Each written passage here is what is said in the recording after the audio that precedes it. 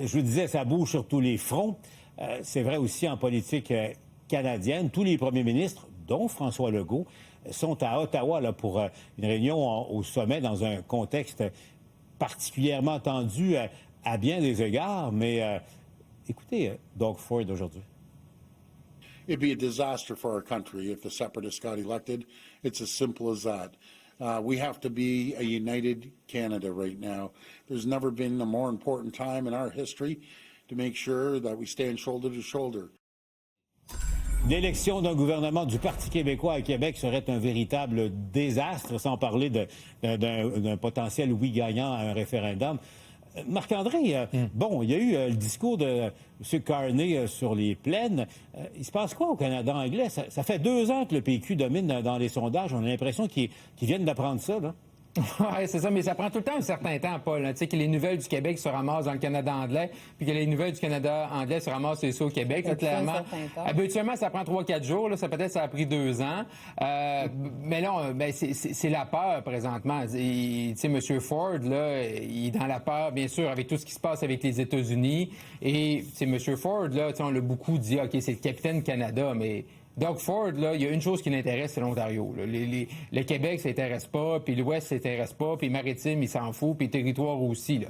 Fait que moi, je trouve que trop souvent, il a donné le titre de capitaine Canada parce que Justin Trudeau était en train de quitter là, l'hiver passé, puis il y avait une course à la chefferie, M. Carney n'était pas là, mais Doug Ford, là, c'est pas la personne pour unifier le pays. Là. Lui, ce qui est important, c'est ses industries, puis il est élu par les Ontariens, il veut servir les Ontariens. Après ça, nous, comme Québécois, puis comme premier ministre, peu importe la couleur du premier ministre, c'est à nous de jouer nos cartes sur la scène fédérale. Et je trouve que malheureusement, dans les dernières années, on n'a pas joué ce jeu-là. On n'a pas joué, Scott Moe, là, le premier ministre de la Saskatchewan, il était en Chine avec M. Carney. Il était invité, lui.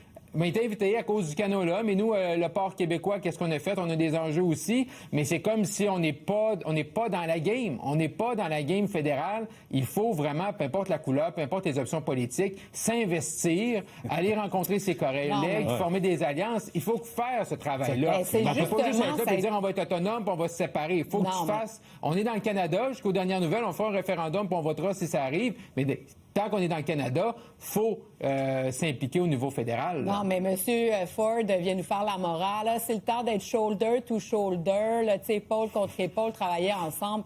Je veux dire, il n'y en a rien à foutre du Québec, M. Ford. Quand tu dis, Marc-André, il faut s'impliquer avec le reste du Canada, puis faire des alliances, etc., François Legault, un des grands mouvements qu'il a fait quand il est devenu premier ministre, c'est justement là, aller prendre un boc de bière avec M. Ford pour justement travailler toutes les provinces ensemble, pour avoir un pacte en santé et puis financer correctement. Qu'est-ce qui a été une des premières choses que Doug Ford a fait? Il a claqué cette porte-là, il est allé faire son petit deal, lui tout seul, avec le fédéral. Et le Québec, on s'est retrouvé à avoir 1 milliard sur 6. Donc, on a perdu 5 milliards par année pendant, je pense, c'était comme une entente de 8 ans. Donc, c'est 40 milliards de dollars que le Québec a perdu. Il est où, Doug Ford, pour défendre les industries québécoises là, par rapport à ce qui se passe avec les Américains? Il n'y a personne qui s'occupe de nous. Mais ça, c'est pas la job à François Legault. Stéphane, c'est pas la job à François Legault de faire ça? Oui, mais écoute, moi, là, ce qui m'épate, Paul, là-dedans, c'est que pour une des rares fois dans l'histoire, je pense que le Canada a plus besoin du Québec que l'inverse. Quand M. Ford dit ça, là, c'est que lui, il sait très bien que ce qui se passe à l'Ouest actuellement, et ça brasse. Donc, oui, c'est un gars qui défend le Canada, mais il défend surtout l'Ontario.